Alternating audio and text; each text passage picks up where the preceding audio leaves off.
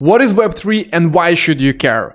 You have to watch this video very carefully if you're a developer and you want to build using the future technologies of the internet, because Web3 is the next evolution of the web. You should really watch this video if you are an investor and you're looking for big tech trends. And of course, you should really watch this video if you are a professional within tech. Maybe you work in business, maybe you work in marketing, because you have to understand that this kind of tech and this kind of technological revolution that we're witnessing right now, that is growing exponentially, is going to change everything about the internet. It's going to change everything about how you and I use the web and how you and I interact with other people on the web. And it will soon be very, very clear. But let's take a step back and let's go to the early days of the internet. In the 90s, when we had the first version of the web, it was read-only. Here is where we had the first adoption of this worldwide network of computers. And at that time, content was very simple. For example, when Netscape and the other early browsers such as Mosaic were introduced, you cannot do a lot. You can basically go to a website, you can read information. If you're lucky and you have a good enough internet connection, you may be able to download an image and you may be able to click around using links.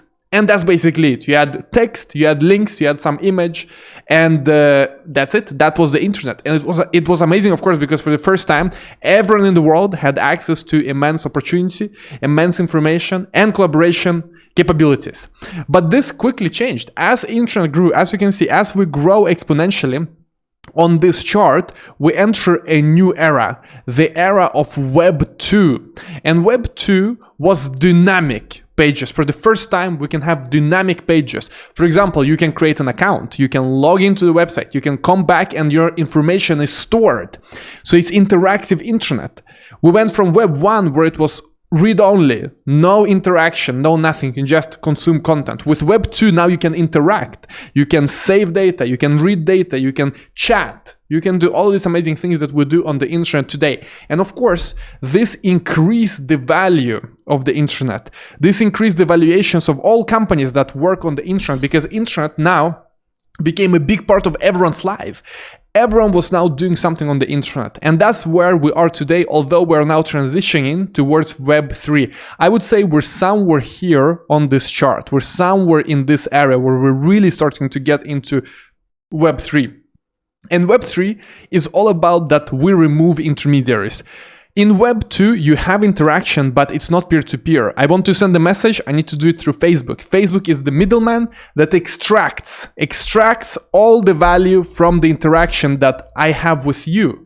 I want to send you a message. I want to interact with you. Yet, we have a middleman that takes out all the value, takes out all the advertising data, takes out all the wealth created in the interactions between us. The same thing is with Airbnb. I want to rent my apartment to you, yet we have a middleman in the middle that extracts value, takes value out. The same thing with Uber, extracting value from interactions that are just between me and you.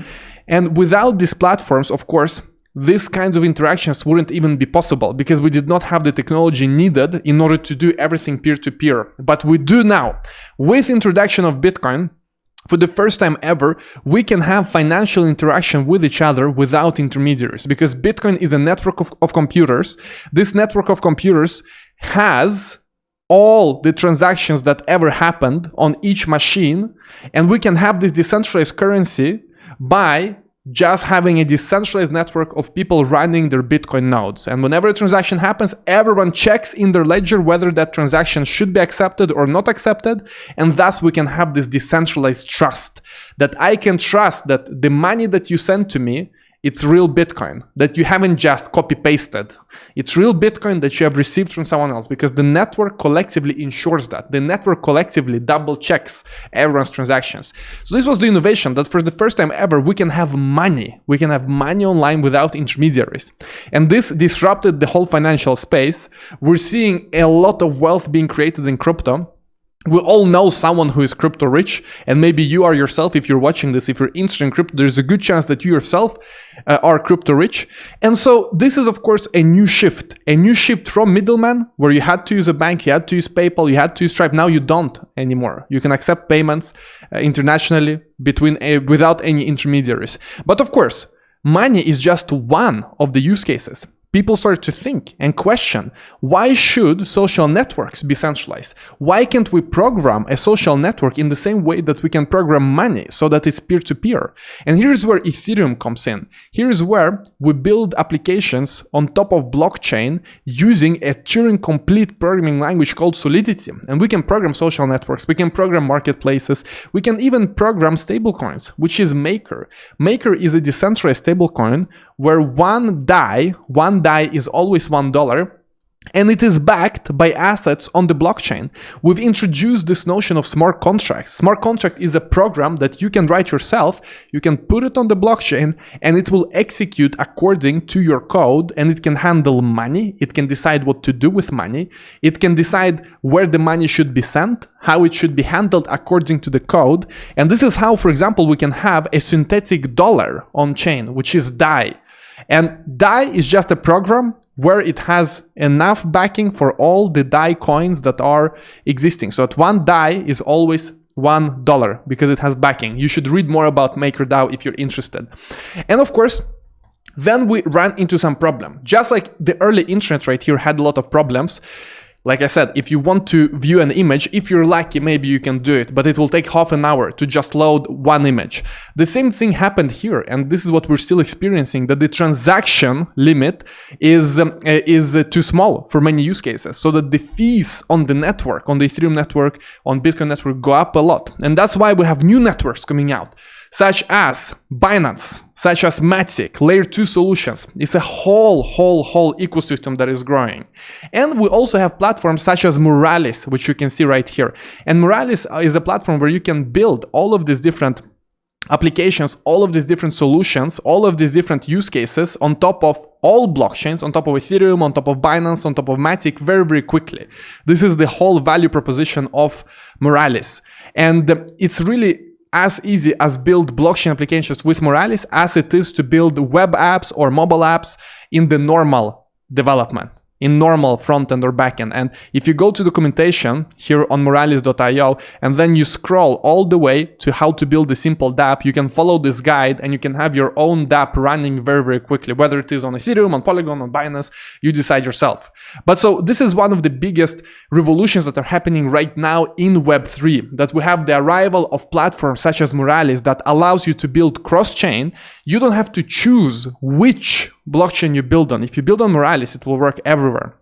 And this, of course, adds a lot of efficiency to blockchain development, because now you don't have to worry. You don't have to worry that you pick the wrong blockchain that you build on. You don't have to worry that you will miss out on the growth of some other blockchain because you've committed to some kind of wrong blockchain, so to speak. With Moralis, you don't care. You just build and it will work everywhere. Looking at the whole ecosystem of Ethereum, it's huge. And a lot of this has also transitioned to Binance Chain and other blockchains. But as you can see, this Web3 ecosystem is massive. And a lot has to do with financial applications, that we have stablecoins, we have different services, different solutions for layer 2, for scaling, for asset management, for exchanges. One solution you really should check out is Uniswap, where you can trade any asset to any other asset, or OneInch or Paraswap as well. So these are financial markets without intermediaries, and we're only at the beginning. We're only at the beginning of this whole revolution that we're witnessing, because just recently, during the last few months, we're seeing the growth of Axie. And Axie is a crypto game where you can earn money by playing the game. And you see millions of people playing the Axie game in Philippines and other developing countries, and they're earning full-time living, full-time salary.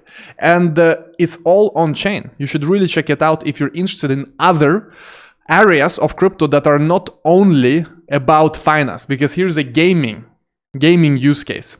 There are use cases when it comes to insurance, when it comes to when it comes to banking, when it comes to real estate. This is a rabbit hole that is probably deeper than any rabbit hole you've seen in your life. So you should really spend time and you should really invest in this ecosystem. As a developer, as an engineer, as an investor, this is the place to be. This is the next evolution of the internet. This is the next logical evolution. And as you can see, in each revolution, we're growing the value. Here we're gonna go into tens of trillions of dollars in value created online with these peer-to-peer networks. And we start with finance. The financial applications are the biggest, but of course it's gonna come to social networks, to all other interactions that we can do between each other without an unnecessary middleman taking out a cut. Those days are gone. Those days are gone. Instead, it's all peer-to-peer, is happening before our eyes. So if you liked this kind of content, smash the like, subscribe to the channel, and I will see you all very, very soon.